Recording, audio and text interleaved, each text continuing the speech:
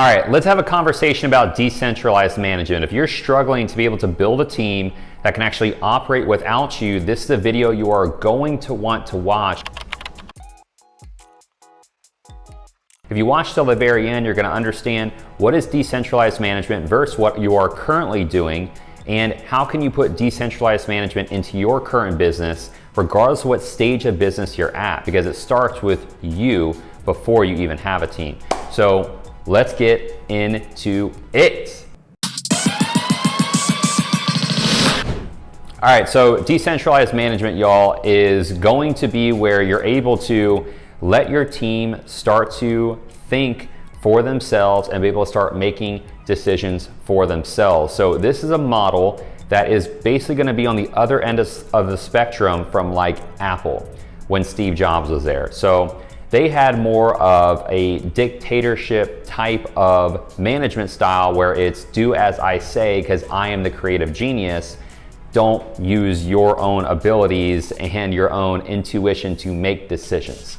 And it was a completely different environment, right? And when Steve Jobs was no longer there because he was the creative genius, it was difficult for Apple to thrive. And obviously they began to thrive again, sure you know, but when it comes to you building your company, you want to take the same approach and you want to teach leaders how to think. I'm a big advocate of making sure that we have core values that become the framework for everyone to make decisions off of. And from those core values, people are able to start thinking for themselves and how they should live their life, which will allow them to duplicate themselves. Because the thing is, anything that you choose to accept, you choose to duplicate. And if you choose to accept a lesser amount of behavior that will allow you to be successful, you're going to project that onto other people as the standard. And that is going to be how you make decisions, by cutting corners. And before long, let's say you have that same person doing that is leading a team, will then start to duplicate themselves. And before long, you have a bunch of people that are living a lesser version of themselves and duplicating that behavior because it's what they choose to accept. So you want to constantly be working with your leadership team on making sure that they have the right behaviors, making sure that they are waking up, they have a morning routine, that they're furthering their education every day, they're prioritizing their health, they're making decisions around the core values, and everyone sings the same song. Now you might be saying to yourself, well, where do I come up with these things? How do I find core values? How do I show them how to create certain behaviors of which I would like to duplicate and like my team to emulate?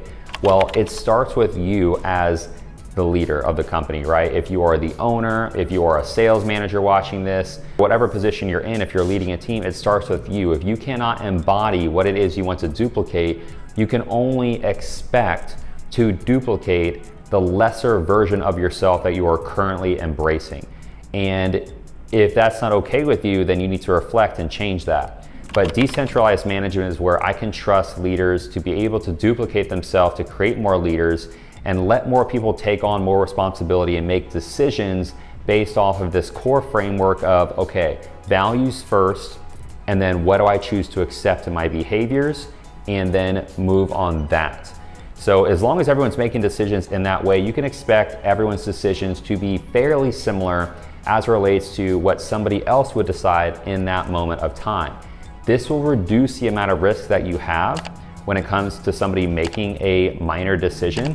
Obviously, larger decisions are made by higher executives in a company, but having decentralized management allows you to basically hand off smaller decisions and responsibilities that can be made by others that want to eventually move up into management or take on more responsibility, thus freeing you up more time to make bigger decisions. Because bigger decisions, and actually Jeff Bezos said this in an interview once, my main job is to show up and make 2 big decisions a day.